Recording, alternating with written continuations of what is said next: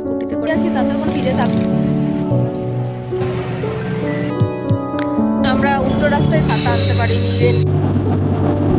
নমস্কার, আড্ডায় তনুশ্রীর আরেকটি নতুন ব্লগে আপনাদের সকলকে স্বাগত জানাই। আশা করি আপনারা সকলেই ভীষণ ভালো আছেন। আর দেখুন, সকালটা শুরুই হলো অঝোর ধারায় বৃষ্টি। আজ 30শে জুন, সোমবার।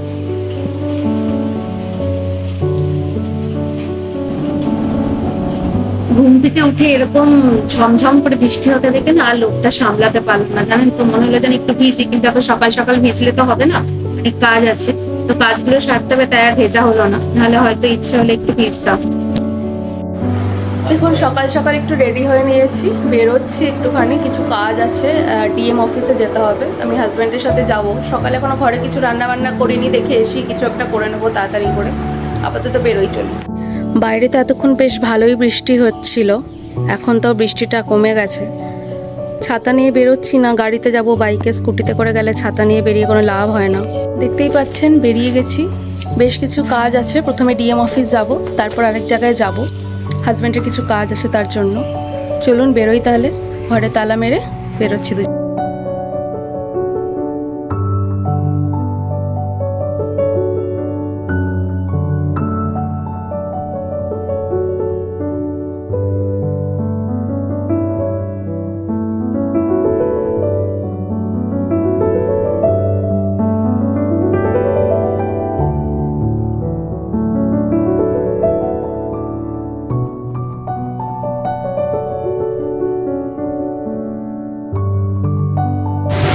প্রচণ্ড বৃষ্টি হচ্ছে, আমরা গাছের তলায় দাঁড়িয়ে আছি, তাতে কোনো কাজ হচ্ছে না। দেখুন পুরো ভিজেই গেছি, মাথা ব্যথা একদম ভিজে গেছে, জল পড়েই যাচ্ছে কনস্ট্যান্ট, কিন্তু কিছু করার নেই।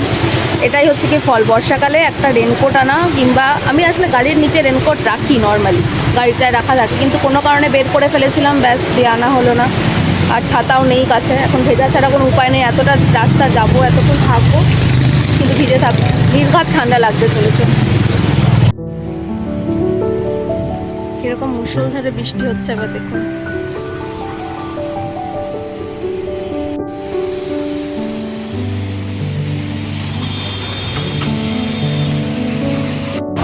এই যে দাদা চলে এসছে, আমরা সবাই মিলে ভিজতে ভিজতে এবার চলুন বেরোই, বা বেশিক্ষণ দাঁড়ানো যাবে না, এমনিই ভিজছি যখন, বেশিক্ষণ না দাঁড়িয়ে চলুন বেরোই।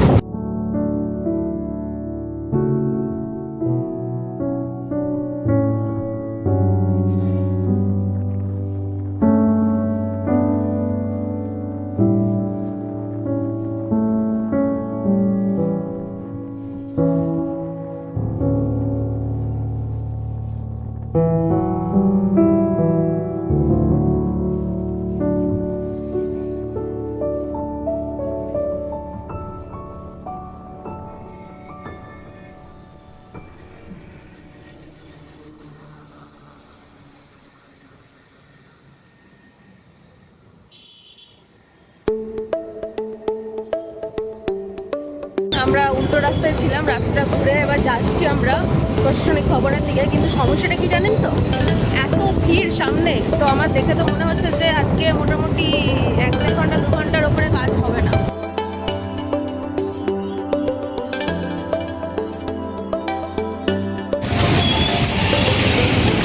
আমরা এখন আছি আমাদের প্রশাসনিক ভবনের সামনে, চলুন ভেতরে দেখি কতক্ষণে কাজ শেষ হয়। আমি এখন ডিএম অফিসের ভেতরে আছি, সম্ভবত এখানে ভিডিও করা দেবে না, আমি করবো না।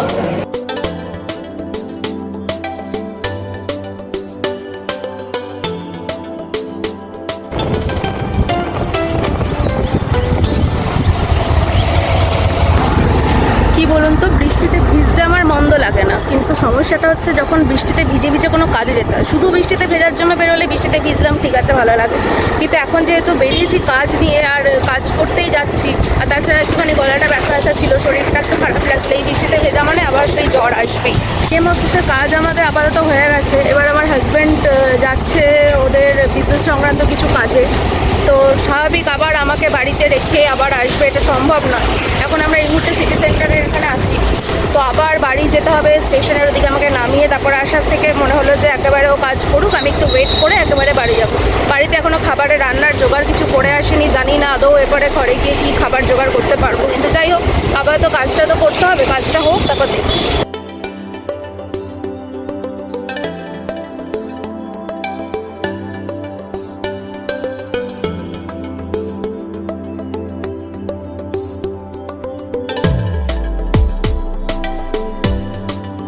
আমরা তখন দাঁড়িয়েছিলাম একটা পানের দোকানে, এত বৃষ্টি হচ্ছিল বেরোনো যাচ্ছিল না, তো যাই হোক বৃষ্টি এখন একটু কমেছে, এখন বেরোবো। আমাদের কাজ হয়ে গেছে, যা কাজ ছিল আমার হাজব্যান্ডের আমি একটু ওয়েট করলাম, আপাতত আর বৃষ্টি হচ্ছে না, তো আমরা বাড়ির দিকে যাই। এবার দেখি বাড়ি কী ব্যবস্থা করা যায়, খাওয়া দাওয়ার ব্যবস্থা করতে হবে, ভীষণ খিদে পেয়েছে, সকালবেলা আমি টিফিনও করে যা অবস্থা হয়েছে।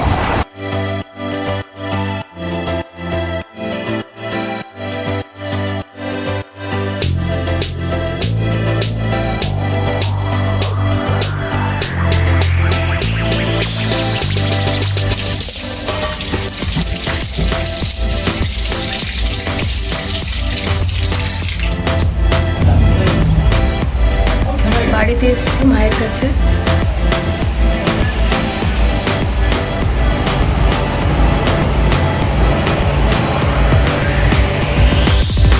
বেরিয়ে গেছি, মায়ের সাথে কিছু দরকার ছিল তাই মায়ের কাছে এসেছিলাম আপাতত। তো এবার যাই ঘরের দিকে, কিছু বসাবো, আজকে সেদ্ধ ভাত খাওয়া ছাড়া কোনো উপায় নেই, একটু সেদ্ধ ভাত বসিয়ে দেবো, বসিয়ে দেখি। চলুন আজকে এখানেই শেষ করছি। আশা করি ব্লগটা আপনাদের ভালো লেগেছে। যদি ভালো লেগে থাকে তাহলে অবশ্যই চ্যানেলটি সাবস্ক্রাইব করবেন আর লাইক, শেয়ার ও কমেন্ট করবেন। Thank you.